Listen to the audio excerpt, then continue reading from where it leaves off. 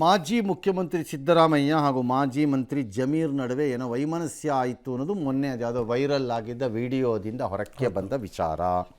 ಕಾರಣ ನಿಮ್ಮ ಆಪ್ತ ವಲಯದಲ್ಲಿರುವೆ ಅವರು ಅಂತಿದ್ದಕ್ಕೆ ಆಪ್ತ ವಲಯದಲ್ಲಿ ಇದ್ದುಬಿಟ್ರೆ ನನ್ನ ಮೇಲೆ ತಿರ್ಕೊಂಡು ಮಾಡುವಂತಿದೆಯಾ ಅಂತ ಇವ್ರು ಕೇಳಿದ್ರಲ್ಲ, ಅದಕ್ಕೆ ಇಷ್ಟೆಲ್ಲ ಗಲಾಟೆ. ಹಾಗಾಗಿ ಜಮೀರ್ ಅವರು ಯಾಕೋ ರಿಸ್ಕ್ ಬೇಡ, ಮೊದಲೇ ಒಂದು ಕಡೆ ಕಳ್ಕೊಂಡಿದ್ದೀನಿ ಮಂತ್ರಿ ಪದವಿ ಅಂತ, ಇರಲಿ ಈ ಕಡೆನೂ ಕಳ್ಕೊಂಬಿಟ್ರೆ ಅಂತ ಸಿದ್ದರಾಮಯ್ಯನವ್ರ ಮನೆಗೆ ತಡರಾತ್ರಿಯಲ್ಲಿ ಹೋಗಿ ಕಾಲಕ್ಕೆ ಬಿದ್ದು ಫುಲ್ಲ ಸಾರಿ ಹೇಳಿ ನಮಸ್ಕಾರ ಮಾಡಿಬಿಟ್ಟಿದ್ದಾರಂತೆ. ಈ ಮಧ್ಯೆ ಮೊಳಕಾಲ್ಮೂರು ಶಾಸಕರಾದ ಗೋಪಾಲಕೃಷ್ಣ ಅವರು ಹೈಕಮಾಂಡ್ಗೆ ಹೇಳಿದ್ದಾರೆ, 7 ಬಾರಿ ಗೆದ್ದಿದ್ದೀವಿ ನಾವು, ನಾನು ಅವ್ರು ಗೆದ್ದಿರೋದು, ನನಗೂ ಸಚಿವ ಸ್ಥಾನ ಕೊಡದೇ ಇದ್ದರೆ ನಾವು ರಾಜಕೀಯ ಕ್ರಾಂತಿ ಮಾಡ್ತೀವಿ ಅಂತ ಅವ್ರು ಅಂದಿದ್ದಾರೆ. ಹಾಂ, ಮತ್ತು ಅವ್ರಿಗೆ 7 ಸರಿ ಆದಮೇಲೆ ಕೊಡಬೇಕಲ್ಲ. ಹೌದು, ಫಸ್ಟ್ ಟೈಮ್ ಮಂತ್ರಿ ಆಗ್ಬಿಟ್ರು, ಊರಿಗೆಲ್ಲ ಪಾಠ ಹೇಳ್ತಾ ಇದ್ದಾರೆ ಇವತ್ತು. ಹೌದು, ಏನು ಬಿಟ್ಟಿದೆ ಪದ, ಯಾಕಂದರೆ ಅವ್ರಿಗೆಲ್ಲ ಶಕ್ತಿ ಇದೆ, ಅವ್ರಿಗೆಲ್ಲ ಬೆಂಬಲ ಇದೆ. ಗೋಪಾಲಕೃಷ್ಣ ಅಂತವ್ರಿಗೆ ಯಾವ ಬೆಂಬಲ ಇರುತ್ತಪ್ಪ ಆ ಜಾತಿ ಕಮ್ಯುನಿಟಿನಲ್ಲಿ? ಹೌದು, ಎಗೈನ್ ಐ ಥಿಂಕ್ ಈ ಬಿಲಾಂಗ್ಸ್ ಟು ST ಇರಬೇಕದು. ಹೌದು, ಶೆಡ್ಯೂಲ್ಡ್ ಇದಿರಬೇಕದು ಕಾನ್ಸ್ಟಿಟ್ಯೂನ್ಸಿ, ಮೋಸ್ಟ್ಲಿ ಅದು ರಿಸರ್ವೇಷನ್ ಮೊಳಕಾಲ್ಮೂರು ಅಲ್ವಾ, ರಿಸರ್ವ್ಡ್ ಅದು.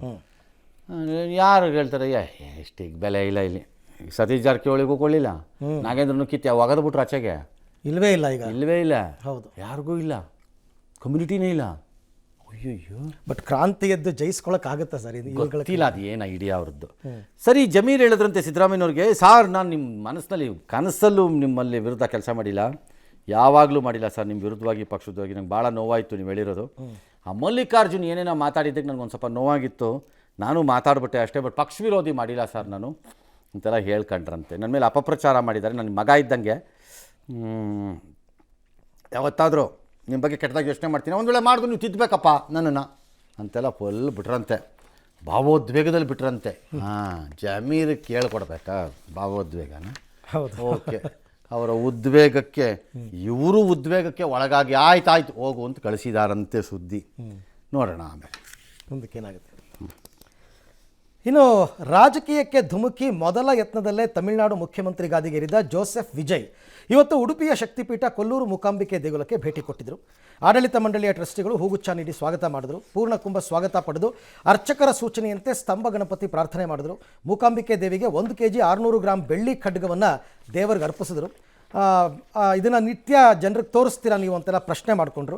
ಈ ವೇಳೆ MGR ಕೊಟ್ಟ ಚಿನ್ನದ ಖಡ್ಗವನ್ನು ನೋಡಿದ ವಿಜಯ್ ಪ್ರಸಾದ ಸ್ವೀಕರಿಸಿ ವೀರಭದ್ರ ಸ್ವಾಮಿಯ ದರ್ಶನ ಪಡ್ಕೊಂಡ್ರು. ಸಾಮಾನ್ಯ ಭಕ್ತರಂತೆ ದೇವಸ್ಥಾನದ ವಸ್ತ್ರ ಸಂಹಿತೆ ಪ್ರಕಾರ ಸಾಂಪ್ರದಾಯಿಕ ಉಡುಗೆ ತೊಟ್ಟಿದ್ದ ವಿಜಯ್ ದೇಗುಲದಲ್ಲಿ 30 ನಿಮಿಷ ಇದ್ದರು. ಹೊರಬಂದು ನೆರೆದಿದ್ದ ಅಭಿಮಾನಿಗಳತ್ತ ಕೈ ಬೀಸಿದ ವಿಜಯ್ ಮಂಗಳೂರು ಏರ್ಪೋರ್ಟ್ ಅವ್ರಿಗೆ ತಾವೇ ಡ್ರೈವ್ ಮಾಡ್ಕೊಂಡು ಹೋದರು. ಇದಕ್ಕೂ ಮುನ್ನ ದೆಹಲಿ ಪ್ರವಾಸದಿಂದ ಅವರು ಡೈರೆಕ್ಟಾಗಿ ಮಂಗಳೂರು ಏರ್ಪೋರ್ಟ್ಗೆ ಬಂದರು. ಅಲ್ಲೂ ಕೂಡ UT ಖಾದರ್ ಅವರು ಸರ್ಕಾರದ ವತಿಯಿಂದ ಸ್ವಾಗತಿಸಿದರು. ಆಮೇಲೆ ಪ್ರವೀಣ್ ಶೆಟ್ಟಿ ಬಣ ಎಲ್ಲ ಮೇಕೆದಾಟು ವಿಚಾರವಾಗಿ ಏನೋ ಅಲ್ಲಿ ಪ್ರತಿಭಟನೆ ಮಾಡಕ್ಕೆ ಹೋದ್ರು. ಪೊಲೀಸರು ಎಲ್ಲರನ್ನೂ ಕೂಡ ವಶಕ್ಕೆ ಪಡೆದಿದ್ದಾರೆ. ರಾಜ್ಯದ ಮುಖ್ಯಮಂತ್ರಿ ಅಥವಾ ನಮ್ಮ ರಾಜ್ಯದ ಮುಖ್ಯಮಂತ್ರಿ ಬಂದಾಗ ಒಂದು ಕ್ರಮ ಇಲ್ಲಿ ಸಂಪ್ರದಾಯ ಇದೆ ಪೂಜೆ ಮಾಡುವಂಥದ್ದು. ಅದೇ ರೀತಿಯಲ್ಲಿ ವಿಜಯವರನ್ನು ಸಹ ಪೂರ್ಣಕುಂಭ ಸ್ವಾಗತದಲ್ಲಿ ಹೊರಗಡೆ ಕರ್ಕೊಂಡು ಹೋಗಿ ದೇವರದರಲ್ಲಿ ಅವರಿಗೆ ಸಂಕಲ್ಪ ಮಾಡಿದ್ದೇವೆ, ಅರ್ಚನೆ ಮತ್ತೆ ಮಂಗಳಾರತಿ ಮಾಡಿ ಆ ನಂತರ ಅವರು ಬೆಳ್ಳಿ ಕಡೆಗೆ ಅಲ್ಲಿ ಸಮರ್ಪಣೆ ಮಾಡಿ ಅದು ದೇವರ ಹತ್ರ ನಾವು ಇಟ್ಟಿದ್ದೇವೆ. MGR ಸಹ ಕತ್ತಿ ಕೊಟ್ಟಿದ್ರು, ಅವ್ರ ಕೈಲಿ ಹಿಡ್ಕೊಂಡು ನೋಡಿದ್ರು, ಅದ್ರಲ್ಲಿ ಬರ್ಕೊಂಡಿರ್ತಾರೆ ಪಾಟಾಳಿ ಮಕ್ಕಳು ಅಂತ ಹೇಳಿ ಕೊಡುಗೆ ಅಂತ ಹೇಳ್ಕೊಂಡಿತ್ತು. ಅದು ನೋಡಿದ್ರು ಅವರು, ಭಾಳ ಸಂತೋಷ ಆಯ್ತು ಅವರಿಗೆ. ತಮಿಳುನಾಡಿನ ಮುಖ್ಯಮಂತ್ರಿ ಇವತ್ತು ಮಂಗಳೂರಿಗೆ ಆಗಮಿಸಿದ ಸಂದರ್ಭದಲ್ಲಿ ಕರ್ನಾಟಕ ರಾಜ್ಯದ ಪರವಾಗಿ ಮತ್ತು ಸರ್ಕಾರದ ಪರವಾಗಿ ಮತ್ತು ಜಿಲ್ಲೆ ಜನತೆ ಪರವಾಗಿ ನಾನು ಪ್ರೀತಿಪೂರ್ವಕ ಸ್ವಾಗತಿಸಿದ್ದೇನೆ. ಬಹುಶಃ ಕರ್ನಾಟಕದ ಬಗ್ಗೆ ಮತ್ತು ಮಂಗಳೂರಿನ ಬಗ್ಗೆ ಬಹಳ ಮೆಚ್ಚುಗೆ ಮಾತನ್ನು ವ್ಯಕ್ತಪಡಿಸಿದ್ದಾರೆ. ಬಹುಶಃ ನಿನ್ನೆ ತಾನೇ ಒಬ್ಬರು ಡೆಲ್ಲಿಯಲ್ಲಿ ಭೇಟಿಯಾಗಿದ್ದಾರೆ, ಆ ವಿಚಾರ ಕೂಡ ಹೇಳಿ ನಾವು ಇಬ್ಬರು ಕೂಡ ಭೇಟಿಯಾಗಿದ್ದೇವೆ. ನಾವು ಜೊತೆಯಾಗಿ ಇವತ್ತು ಆ ಒಂದು ಒಗ್ಗಟ್ಟಿನ ಕೆಲಸ ಖಂಡಿತವಾಗಿ ಅವರು ಮಾಡ್ತಾರೆ. ಇದು ಹೆಂಗೆ ಸರ್ ಪ್ರೀತಿ ಹೆಂಗ್ರಿ ಖಾದರ್ ಅವರೇ? ಬೋರ್ಡ್ ಸುಮ್ಮನೆ ಬಿಡ್ತಾ ಇರ್ತೀರಿ ರೈಲಿಂದ. ಎಲ್ರಿ ಪ್ರೀತಿ ಇದ್ದರೆ ಮೇಕೆದಾಟ್ಕೊಂಡು ಸೈನ್ ಹಾಕ್ಸ್ಕೊಂಬನ್ರಿ ನೋಡೋಣ. ಬ್ರದರ್ಸ್ ಆಗಲಿಲ್ಲ ಪಾಪ. ಈಗ ಇವ್ರು ಬ್ರದರ್ ಅಲ್ವಾ ನನಗೆ ಇನ್ನೂ ಗೊತ್ತಿಲ್ಲ. CM ಯಾವ ಥರ ಕೈಗೆ ಎದುರುಗಡೆ ಸಿಗ್ದಾಗ ಕೇಳಬೇಕು, ಇವ್ರನ್ನ ಏನಂತ ಕರಿತೀರ್ರಿ ಅಂತ ಕೇಳಬೇಕು. ಇವ್ರು ಬ್ರದರ್ರೋ ಅಲ್ವೋ?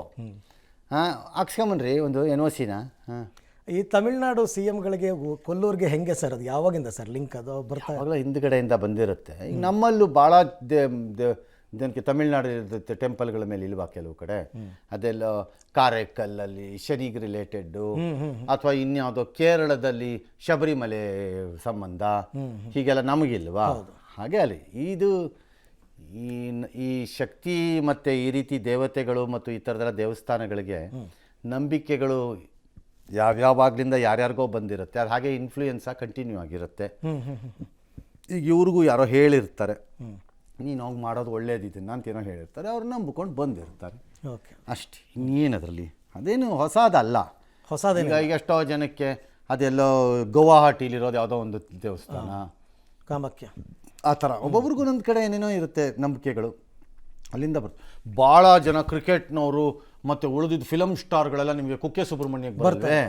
ಅದೇನೋ ಸರ್ಪದ್ದು ದೋಷನೋ ಏನೋ ಸರಿ ಮಾಡ್ತೀವಿ ಅಂತ, ನಾಗದೋಷನೋ ಏನೋ ಅವ್ರು ಬರಲ್ವೇ? ಹಾಗಾದ್ರೆ ಎಲ್ಲಿಯ ಕುಕ್ಕೆ ಸುಬ್ರಹ್ಮಣ್ಯ, ಎಲ್ಲಿಯ ಕ್ರಿಕೆಟರ್ಗಳು, ಎಲ್ಲೆಲ್ಲಿಂದನೋ ಬರ್ತಾರಲ್ಲ ಕ್ರಿಕೆಟರ್ಗಳೆಲ್ಲ, ಕೆಲವರಲ್ಲ.